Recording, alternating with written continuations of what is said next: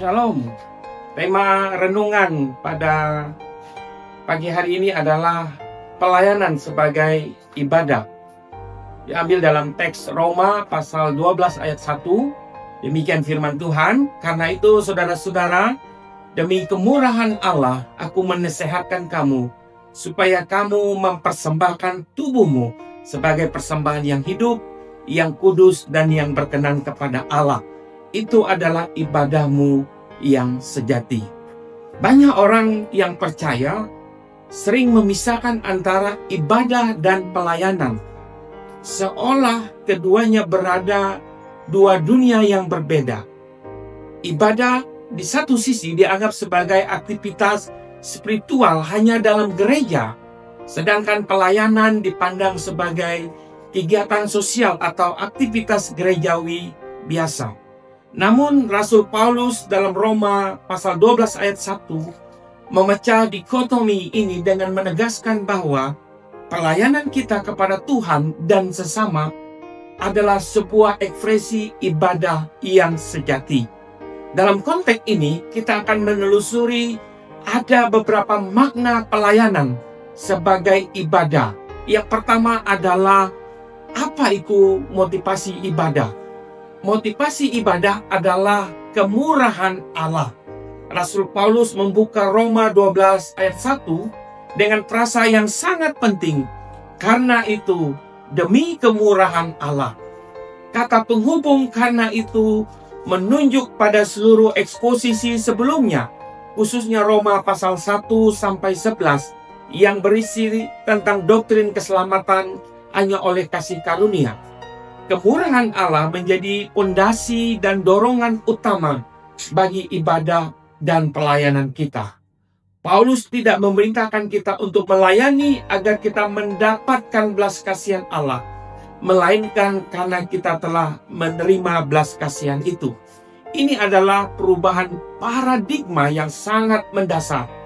Pelayanan bukanlah transaksi, melainkan sebuah respon kasih kepada anugerah yang telah diterima. Efesus 2 ayat 8, sebab kamu telah diselamatkan oleh kasih karunia karena iman, itu bukan hasil usahamu tetapi pemberian Allah. Yang kedua, tubuh sebagai persembahan hidup. Frasa supaya kamu mempersembahkan tubuhmu sebagai persembahan yang hidup, kudus dan berkenan kepada Allah, mengacu pada gambaran ibadah di dalam perjanjian lama, di mana korban bakaran dipersembahkan kepada Tuhan.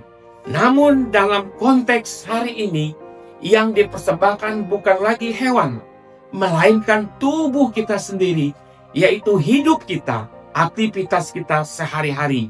Dalam teologi Paulus, tubuh bukan sekedar bagian fisik dari manusia, melainkan simbol dari seluruh kehidupan kita yang tampak dan nyata, termasuk pikiran, perbuatan, waktu, energi, dan talenta.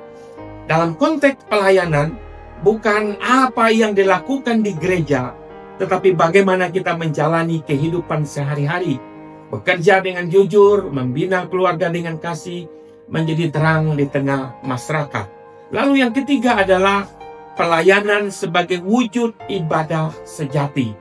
Pada akhir dari Roma 12 ayat 1, menyebut bahwa persembahan tubuh sebagai persembahan yang hidup adalah ibadah yang sejati. Dengan kata lain, pelayanan bukan sekedar aktivitas rohani, tetapi ibadah itu sendiri. Pelayanan dalam bentuk apapun, sekecil apapun, bila dilakukan dengan sikap hati yang benar, menjadi sesuatu yang sangat besar di hadapan Allah. Pelayanan sebagai ibadah juga mencerminkan karakter Yesus sendiri yang datang bukan untuk dilayani, melainkan untuk melayani. Dalam terang hidup Kristen sejati bukan tentang berapa banyak kita diberkati, melainkan berapa banyak kita menjadi berkat melalui pelayanan kita kepada Allah dan sesama. Kiranya melalui renungan ini kita menyadari bahwa pelayanan adalah ibadah, maka tidak ada lagi ruang untuk kita melayani dengan asal-asalan. Segala yang kita lakukan menjadi kudus, karena kita tahu bahwa kita sedang mempersembahkan hidup kita sebagai liturgi yang harum di hadapan Allah. Tuhan memberkati. Shalom.